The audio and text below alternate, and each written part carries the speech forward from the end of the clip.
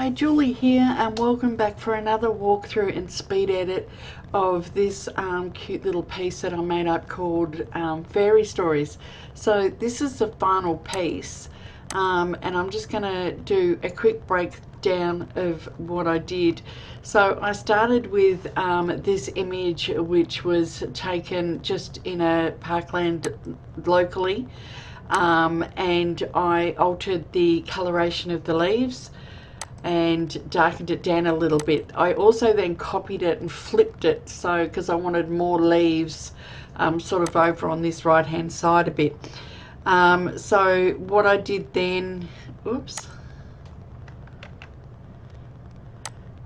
going back, where am I? Okay, so I brought in my book, which I just shot on a table in the studio, and I just extracted that, put some shadow and in behind it. I also put a little bit of fog in behind it.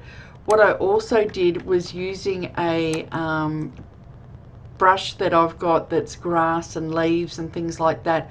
I went in and I brushed out a little bit of the book so it looked like the leaves were going up and over it. And then I bought in the raven, which is courtesy of a friend of mine, Kelly. So thank you, Kelly. He's gorgeous. Love him.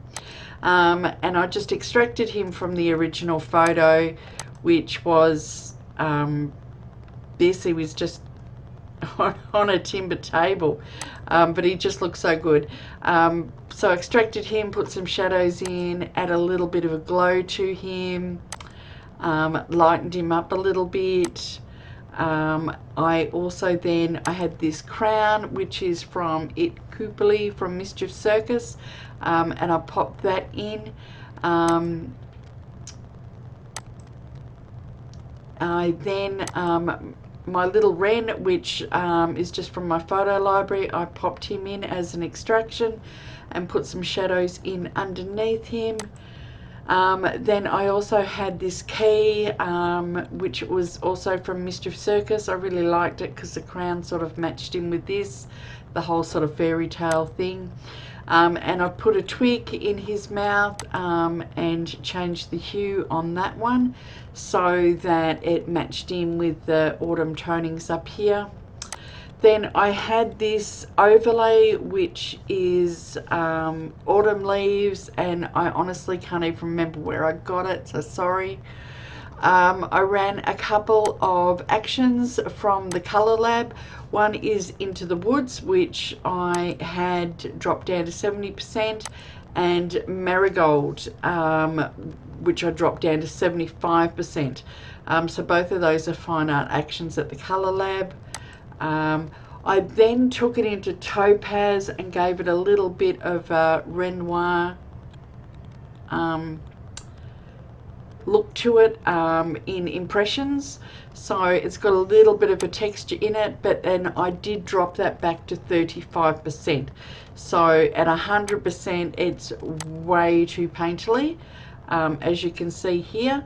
But dropping that back to 35% just gave me a little bit of a painterly touch to it. I then took it into Boris FX Optics and did some light rendering in there. So there's various different lighting effects that I used in there. You'll see them in the speed edit. I then did a color lookup. This one is teal orange, which I had set to multiply at 15%. I then also did a bleach bypass on soft light at 42%. I then did S-curve and then painted it out where I didn't want it. So there were various bits that I didn't want it to appear. I then did a dodge and burn. I did another curves layer, this time at multiply at 17%. I then added a light glow in up here to sort of tone the image a bit more. I then used a texture by Sue Masterson, which is one of her fiery pack, which is brilliant. and that was set to soft light at 10% just to sort of tone the image a bit more.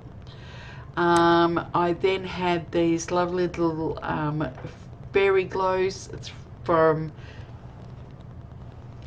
Carol and Julia Moore, and I popped them in as well. So it's sort of, you know, a little bit of here and a little bit of there. I did use a texture, which is one of my own textures, and I then also ran that through Topaz Restyle, and I used a nature preset on that, which did tone it down quite a little bit. And again, then I did a details layer, and that's the finished piece. So I really do love the sort of autumn tonings and everything in the piece. I did play around with recoloring my little wren here, but I actually love just having that little pop of blue in amongst all the orange and golds and reds. It just made him stand out a little bit more. So thanks for watching, and I'll follow this up with a speed edit. Bye.